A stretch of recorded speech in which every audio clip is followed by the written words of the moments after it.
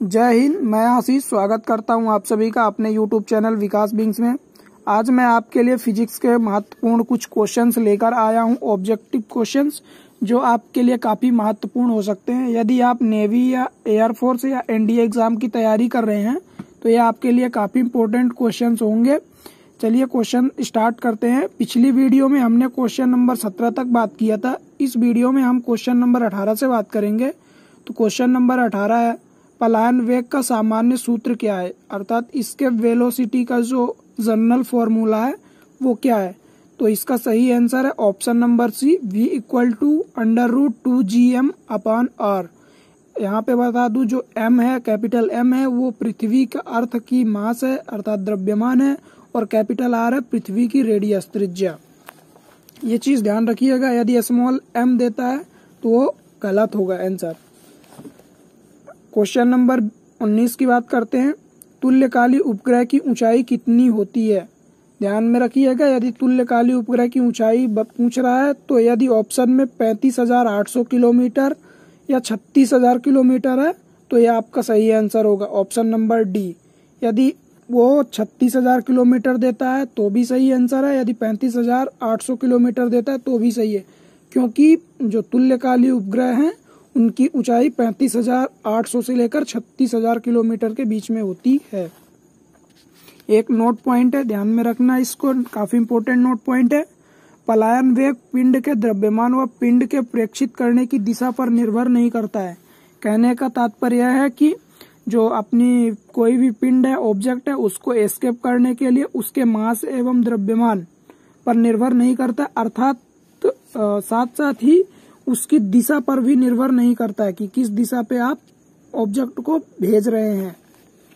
Question number 20 की बात करते हैं। किसी पिंड को पलायन करने के लिए किया गया कार्य, अर्थात किसी भी ऑब्जेक्ट को एस्केप करने के लिए जो उसमें वर्क डन होता है वो कितना होता है। तो इसका सही आंसर होगा आपका gmm/r, अर्थात ऑप्शन नंबर ए। यहाँ पे कैपिटल M जो है वो आपको अर्थ का मास है और स्मॉल m ऑब्जेक्ट का मास है, और जो कैपिटल R है वो आपकी रेडियस है, याद रखिएगा। क्वेश्चन नंबर 21 की बात करते हैं। गुरुत्व स्थितिज ऊर्जा का सूत्र क्या है। ये काफी इंपॉर्टेंट क्वेश्चन है जो कि आपके लिए काफी महत्वपूर्ण हो सकता है, तो ध्यान में रखिएगा। इसका सही आंसर है U = -gmm/r। एक चीज यहाँ पे एक बात नोट करने के लिए है कि जो इसमें माइनस दिया है वो माइनस, चूंकि जो अर्थ है हमारी और जो ऑब्जेक्ट है उनके बीच ग्रेविटेशनल फोर्स के कारण अट्रैक्शन होता है, इसलिए वो अट्रैक्शन को दर्शाने के लिए ही माइनस साइन लगाया गया है। यहाँ पे जो माइनस है वो उन दोनों के बीच में अट्रैक्शन फोर्स होने के मतलब खिंचाव होने के कारण ही वो माइनस साइन से डिनोट किया गया है। क्वेश्चन नंबर 22 की बात करते हैं।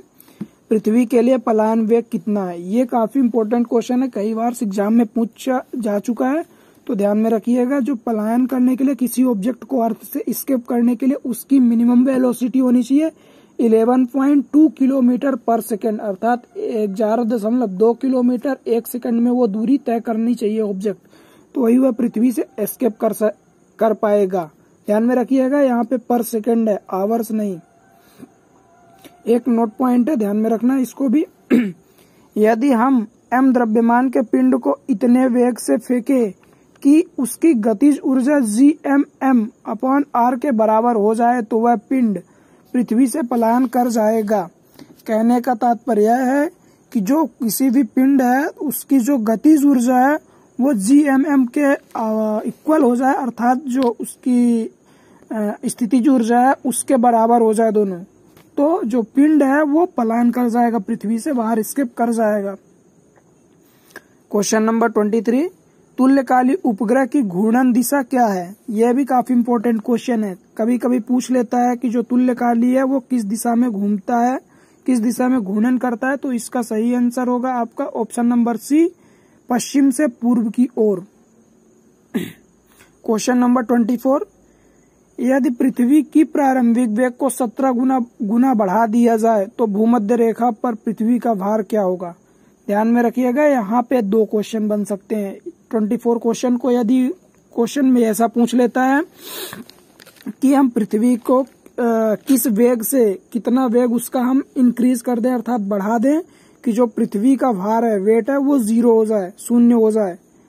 तो ध्यान रखिएगा, इसके लिए आप 17 गुना बढ़ा देंगे। यदि जो घूर्णन करने की दिशा है उसकी वेग है, घूमने की, चक्कर करने की जो वेग है, उसको आप 17 गुना ज्यादा बढ़ा देते हैं, 17 गुना इंक्रीज कर देते हैं, तो जो पृथ्वी का वेट है वो भूमध्य रेखा अर्थात इक्वेटर पे 0 हो जाएगा, तो पृथ्वी हवा में हो जाएगी। ध्यान में रखिएगा, ये काफी इंपॉर्टेंट क्वेश्चन है, यदि किसी भी प्रकार से पूछता है तो आप बता दीजिएगा। क्वेश्चन नंबर 25, पृथ्वी के किस परिवर्तन के कारण ध्रुवों पर गुरुत्वीय त्वरण का मान नहीं बदलता है? ये काफी इंपॉर्टेंट क्वेश्चन है। इसमें एक क्वेश्चन ये भी बन सकता है कि पृथ्वी के घूर्णन के कारण ध्रुवों पर गुरुत्वीय त्वरण का मान क्या होगा? तो वहां पे आपको आंसर दिया, ऑप्शन दिया जाएगा, नहीं बदलता है, बदलता है, तो आपको वहां पे देना है आंसर नहीं बदलता है। और क्वेश्चन नंबर 25 का सही आंसर है ऑप्शन नंबर बी, पृथ्वी के घूर्णन के कारण पृथ्वी का जो गुरुत्वीय त्वरण है उसके मान पर कोई प्रभाव नहीं पड़ता है। क्वेश्चन नंबर 26, पृथ्वी का आवर्तकाल कितना होता है? ये काफी इंपॉर्टेंट क्वेश्चन है। ये इसका सही आंसर है ऑप्शन नंबर है 2 पाई/ओमेगा। यह पृथ्वी का आवर्तकाल है, ध्यान में रखिएगा। एक नोट पॉइंट और है, ऊर्जा की वह मात्रा जो किसी पिंड को देने पर पृथ्वी की सतह पर उसकी कुल ऊर्जा 0 हो जाती है या 0 हो जाए तो वह ऊर्जा पलायन ऊर्जा कहलाती है। कहने का तात्पर्य यह है कि जो कोई भी पिंड है उसको हम इतनी एनर्जी दें कि जो उसकी टोटल एनर्जी है, जैसे जो स्थितिज ऊर्जा है वो -gmm/r है, तो हम उसकी जो टोटल एनर्जी है तो उसको जीरो करने के लिए, टोटल एनर्जी को जीरो करने के लिए हमें जितनी एनर्जी की आवश्यकता होगी, हमें जितनी एनर्जी उसको बाहर से देनी पड़ेगी उस पिंड को, वही हमारी पलायन ऊर्जा कहलाएगी, एस्केप एनर्जी कहलाएगी। ध्यान में रखिएगा। क्वेश्चन नंबर 27, तुल्यकालिक उपग्रह को कहां से लॉन्च किया जाता है? अर्थात कहने का तात्पर्य है कि हमें जो तुल्यकालिक उपग्रह हैं, जो हमारे सैटेलाइट्स हैं, उनको हम कहां से लॉन्च करते हैं कि वो अपने एक ही कक्ष में घूमते रहें। तो इसका सही आंसर है ऑप्शन नंबर बी, भूमध्य रेखा से, जो कि सिंगापुर में स्थित है। ज्यादातर जो सैटेलाइट्स हैं वो सिंगापुर से ही लॉन्च किए जाते हैं, भूमध्य रेखा से। ध्यान में रखिएगा। क्वेश्चन नंबर 28, चंद्रमा का पृथ्वी के सापेक्ष आवर्तकाल कितना है? ये काफी इंपॉर्टेंट क्वेश्चंस आपके लिए बन जाता है।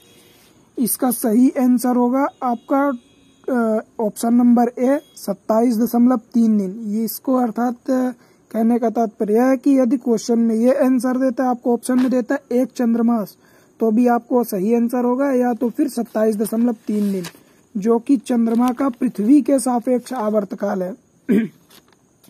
ये आप ध्यान में रखिएगा। तुल्यकालिक उपग्रह की कक्षीय चाल कितनी है? ये भी काफी इंपॉर्टेंट क्वेश्चन है, जिसका सही आंसर है ऑप्शन नंबर बी, 3.1 किलोमीटर पर सेकेंड।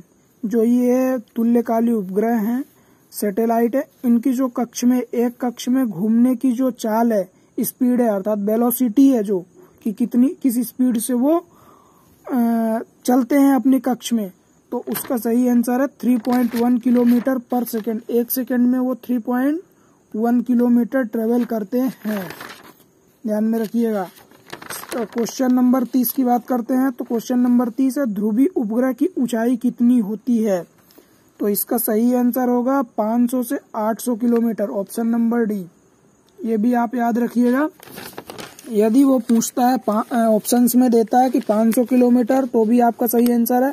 800 किलोमीटर देता है तो भी आपका सही आंसर है, क्योंकि इन दोनों के मध्य ही जो उसकी ऊंचाई है वो निर्भर करती है।